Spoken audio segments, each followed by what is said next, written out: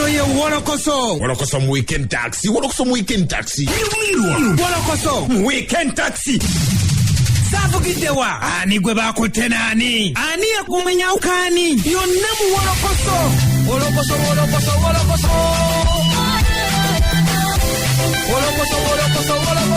Mu weekend taxi.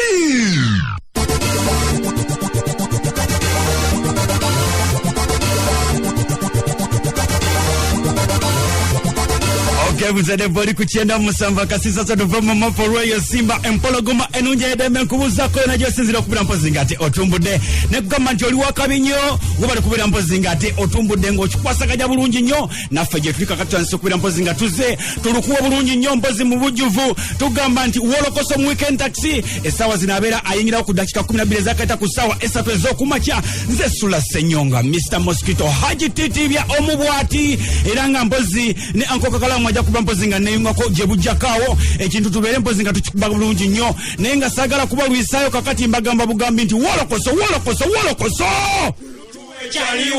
bachali bange muliwo oyaye yangu otobusa bayaye njababusa singa mumpeza kuwala ebiri sexe muko Haji Titibya nutuwe njagala kuwala bya muzeyima yanje awe mulagawo byenjagala muje Assalamu alaikum Haji wafe omubwati. Walaikum salam bawala mzee mayanja. Mugamba mutya. Haji nawe lutuwe. Neno namwe mwantamira bulubu. Kale mtulire. Titibya lutuwe. Ndubawe ntandikirewo wenyini ba bebe. Haji nawe tutandikeo kuchinyusi. Chinyusi chichiri wachika mbere specific. Wanyini yao nawe Haji Titibya. Kale manti.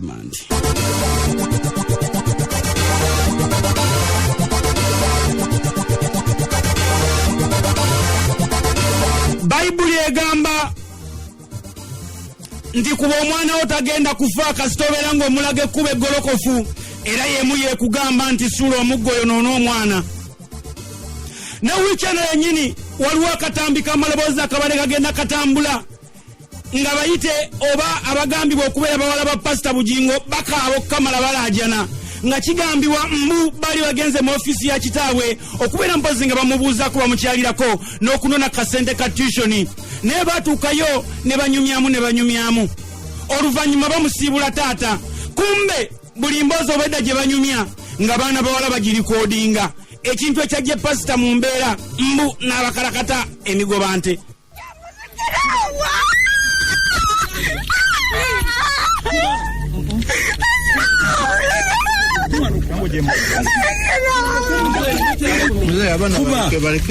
You guys must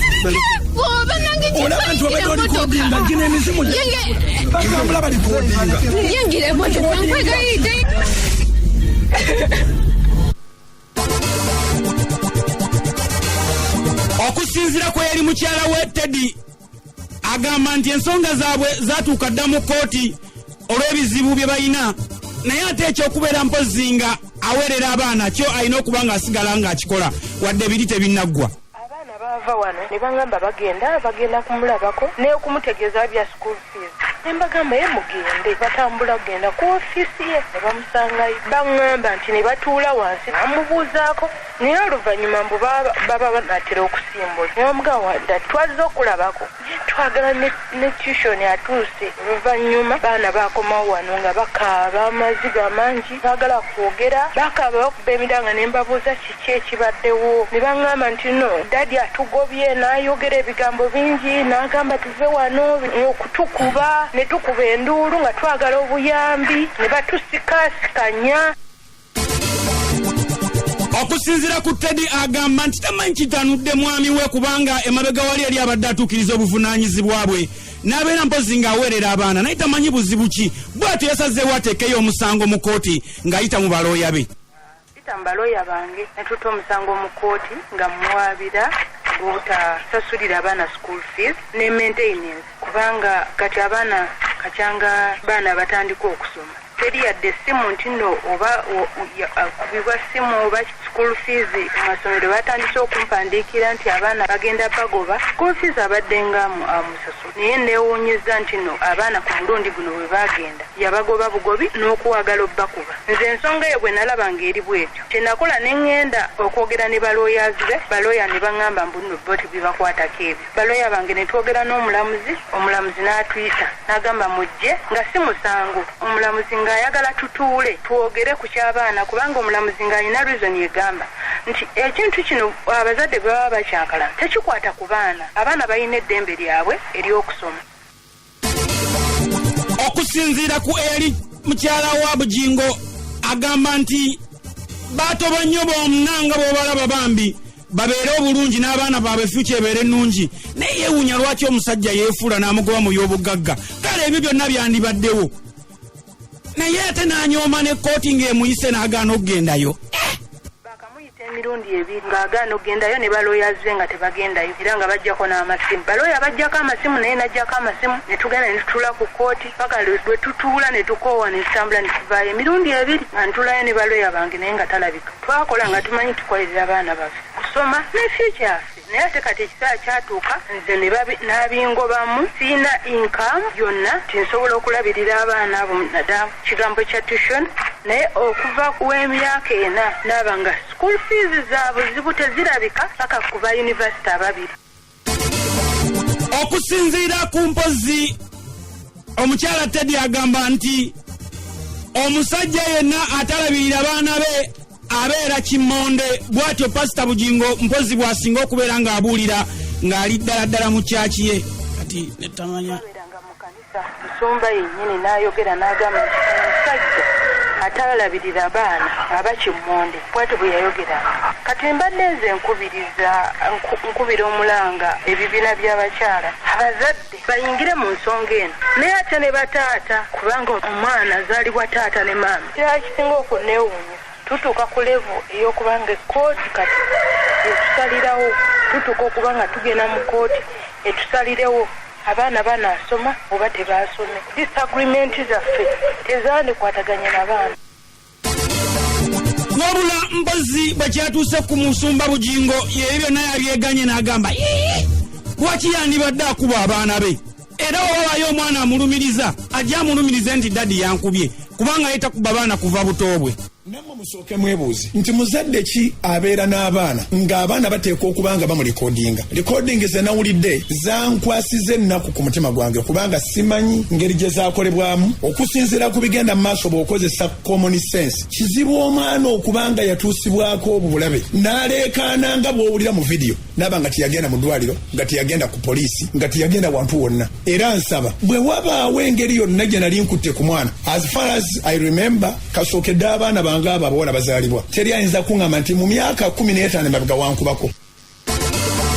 Ensonga y'ekimmonde nga bwe nagigambyeko ey'omusajja atalabirira mwana ne Pastor Bugingo yennyini yagizeemu wano n'agiggumiza ng'alinza okuba yandibwa omutuufu oba mu bulamu bwange I respect women era mbuulirira ne ŋŋamba omusajja yenna mu house of prayer bw'okuba omukazi oba kimmonde tewali musajja yenkana na mukazi we maanyi. Ekyo ky'ogenda okukola si ky'abasajja nzikiririza mu baana abawala era tebasobola kugamba nti nali mbakubyeko mu bulamu bwabwe. N'olwekyo bwe babanga balinayo obukakafu okusinziira ku butambe bwe batambuziza obukyakanya abantu obuliko emiranga emingi ennyo nti waliwo olunaku lwe nali mbakubye mbadde nsaba bakintere mu mateeka n'obujulizi bwabwe butegerekeke nti Bugingo yali akubye ku mwana.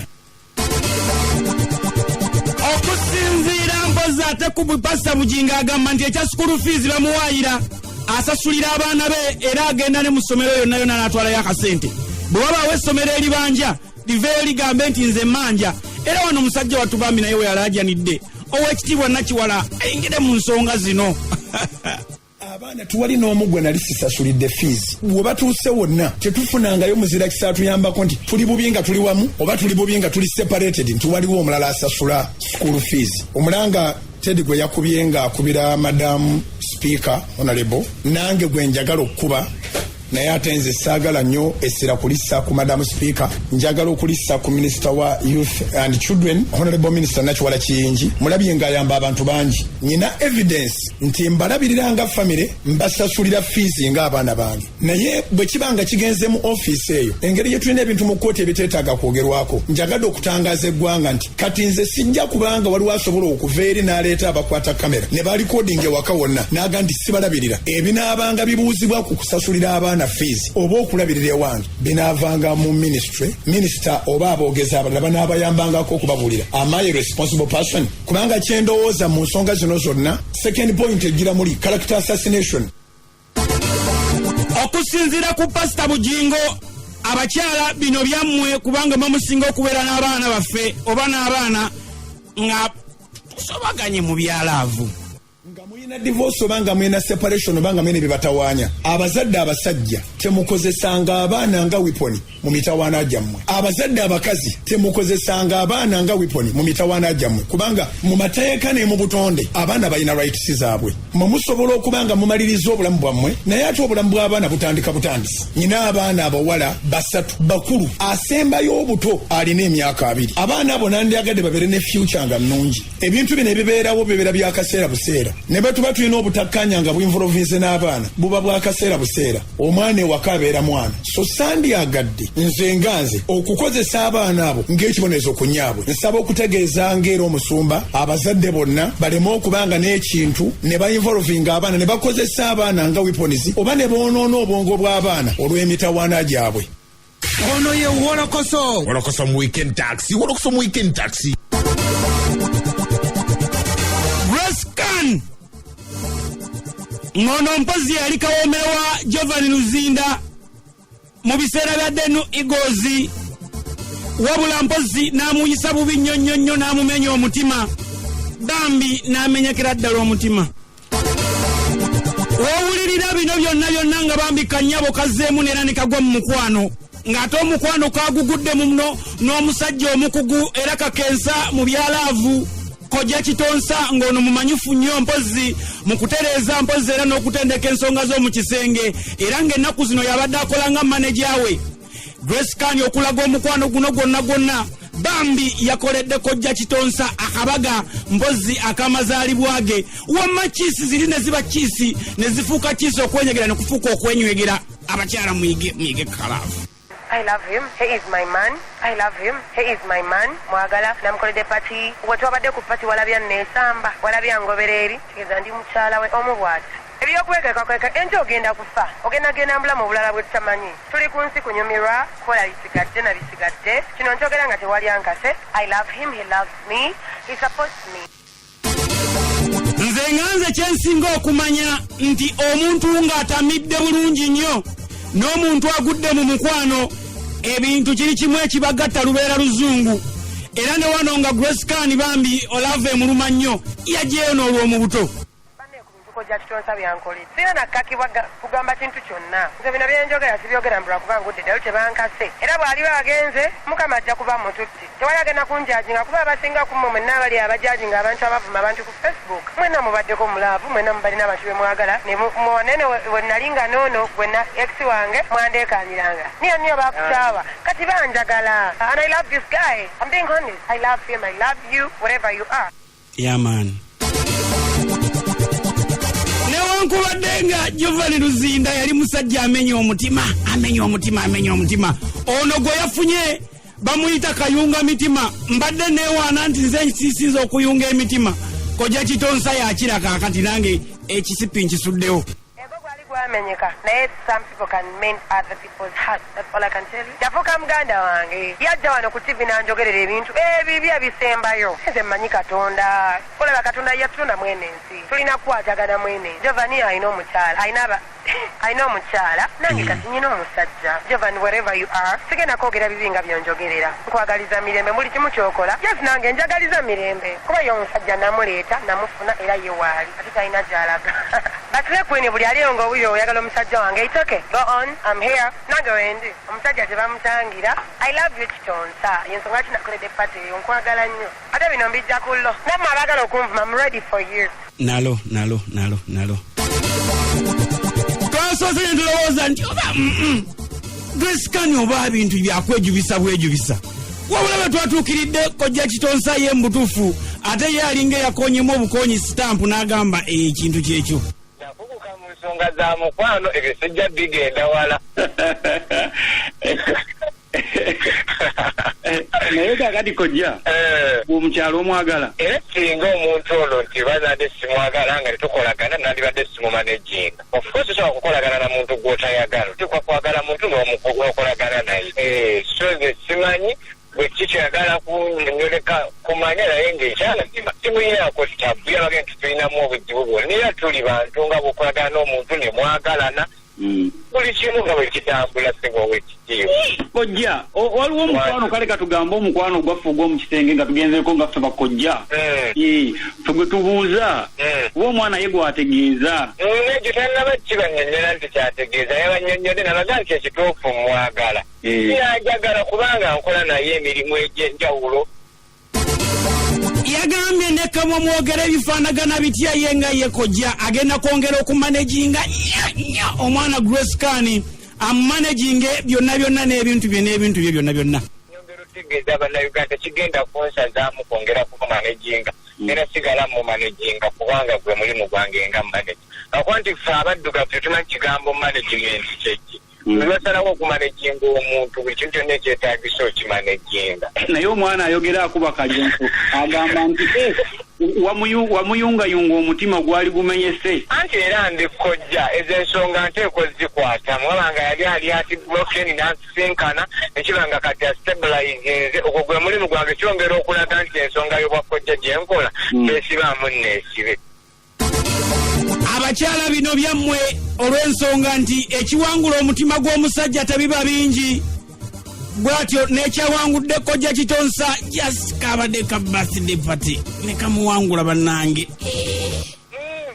byetaagisizza okwogerwako bijja byogerako naye kati bikyali byaffe babiri bikyali byammwe babiri ekitegeeza awo bwe babisusewo tuba tusuubirawo n'omukolo mu maaso awo oba gwakwakula oba gwakukyala byebintu bye tuleeta obulesi mu lukale naye kati tebinaba kwetaagisa nnyo bantu kubitegeera kati essaawa eno kyenjagala abannayuganda bamanye nti buli lwokolera omuntu ekintu ne kibeera ekirungi bw'avaayo n'akusiima mu lujju tekiwaba nsonga lwaki obadde osiima omuntu okusiima era nyongera okwebaza omuyimbi wange Grace okunkolera akabaga akabadde akalungi kubanga nze mbulamu gwange sikolebwangako ku birthday party yeyasoose ndi musanyufu okubanga yatudde awo naga nti kanjiyirize maneja wange mukolere kapate kana akalungi akuba nti oluusi omuntu essanyu biribeera eringi ne munyumirwa ennyo ffe abalala tekiraba bulala bannayuganda mulina nnyo akajanja waliwo omuntu atalina fiiringi kati ye nga kojja bw'aba yafunye fiiringi buzibu ki obuli awo ye abaffe Grace